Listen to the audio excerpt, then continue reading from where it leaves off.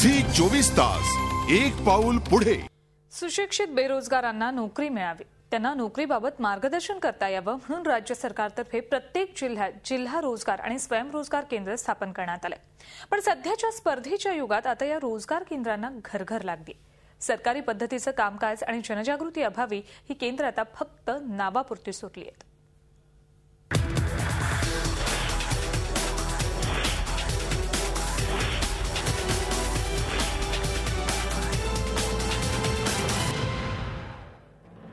सरकारचा ढिसाळ कारभार आणि रोजगाराच्या कमी संधीमुळे राज्यात नजर टाकूया औरंगाबादच्या जिल्हा रोजगार कार्यालयाच्या कामगिरीवर।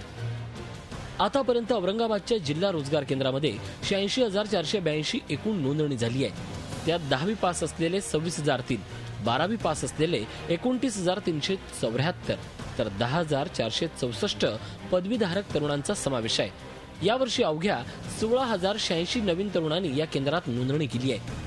तुलनेत विविध कंपन्यांकडून अत्यल्प 7,402 पदांची मागणी करण्यात आली आहे। त्यासाठी रोजगार केंद्रानं 41,456 तरुणांची नोकरीसाठी शिफारस केली।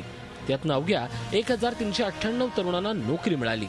मात्र हे प्रमाण केवळ 2% आहे।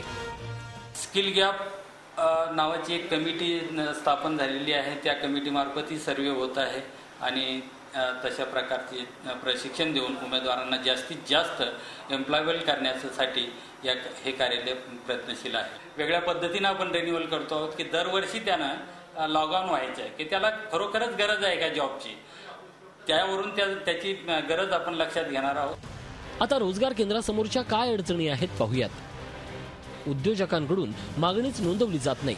केंद्रानं उद्योजकांकडे संपर्क साधल्यावरही माहिती देण्यास टाळाटाळ केली जाते।